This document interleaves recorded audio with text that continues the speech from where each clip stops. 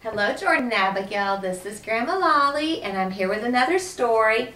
This is The Summer Snowman. This was one of your daddy's and Uncle Jeremy's favorite books when they were growing up. You know, your daddy spent the first 6 years of his life in Florida, South Florida. So we didn't see much snow down there like you and Abigail have seen in Michigan this past year.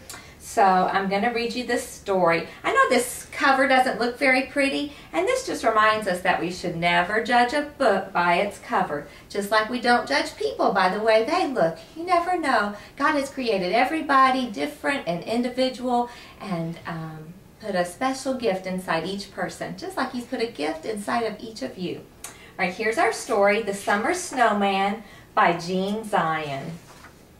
On the last day of winter, when it snowed for the very last time, Henry and his brother Pete made a little snowman, just like this one. Uncle Jostin made this one for me this past February during the last snow. It was an especially small one.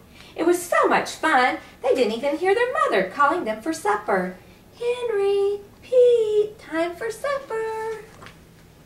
That night, when they went to bed, they tried to fall asleep, but kept getting up and going to the window to look down at the little snowman, standing in the cold, bright moonlight on their front lawn. Soon after they'd fallen asleep, Henry awakened and started to cry. His brother opened one eye and asked, "What's wrong?" Henry answered between sobs, "The moon will melt the snowman, and in the morning he'll be gone."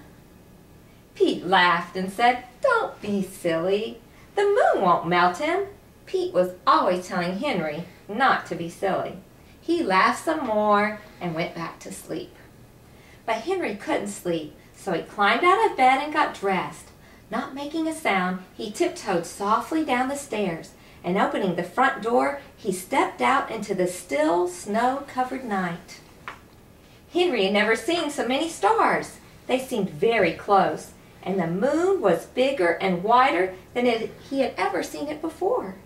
He put the little snowman on his sled and very carefully pulled it around to the kitchen door. Then he quickly but gently carried him up the steps and into the house. In the morning, when Pete awakened, he looked out of the window and saw that the snowman was gone. Henry sat up and said, "I told you the moon would melt the snowman, didn't I?" Pete just stood there and stared. On his way downstairs to breakfast, Pete stopped and asked, "Daddy, does the moon ever get hot?"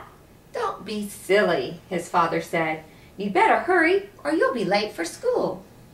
After Pete left, Henry helped with the dishes. "Oh dear, I forgot to defrost the refrigerator last night," his mother said. "I'd better do it right now." When Henry heard this, he ran to his mother and told her his secret. Then he whispered, "I'll show you." There in the refrigerator, surrounded by bottles of milk, eggs, and a plate of leftover turkey, stood the little snowman, looking cold and comfortable. See him in there? So Henry wrapped the snowman in silver paper and hid him in a corner of the deep freeze at the bottom where it was coldest. He laughed when he thought of Pete and said softly to the snowman, "We'll show him I'm not silly." Summertime came, and still quite often Pete remembered the snowman. He would ask his mother questions like, "Do you think a dog might have carried this snowman under the porch?" His mother smiled, but she kept Henry's secret. One night Pete asked, "Could a polar bear have eaten that snowman?" His father just puffed on his pipe and said, "Now this sounds interesting.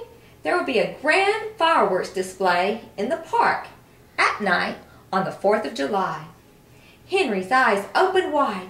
He had a wonderful idea. The next day, his mother helped him paint a big sign. When it was finished, he rolled it up, put it under his arm, took a hammer and some nails, and said goodbye. Pete and some friends wondered what Henry was up to. They followed him as he marched down the street towards the town hall. When he came to the town hall, Henry climbed the steps. Next to the announcement of the fireworks display, he nailed a sign which said, looky here, "Come one, come all, first time in history, see a summer snowman on the 4th of July. Time, 12 noon.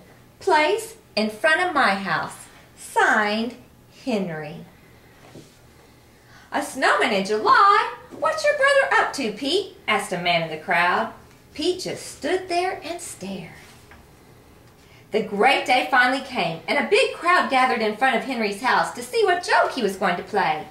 Everyone was there, including the mayor, who laughed and said to Pete, "Well, my boy, do you expect some snow today, too?" "Maybe," Pete answered. "You don't know my brother Henry." At the stroke of 12, Henry appeared in the doorway carrying something. After everyone left, Henry turned around. There, instead of his snowman, was just a little puddle of water. The snowman had melted away. At supper that night, Henry didn't talk much. His father, mother, and Pete, they seemed to understand. As they were leaving to go to the fireworks, Henry stopped and said, "You know, the moon won't melt a snowman, but the sun really will." And out he skipped into the moonlight, followed by his family. The fireworks went off with a bang and a swoosh. Everyone loved them, but they all agreed that the real hit of that 4th of July was Henry's Summer Snowman. Jordan and Abigail, I hope you've enjoyed the story about the snowman. And Pops and Lolly love you very much. We hope to see you soon. Bye-bye.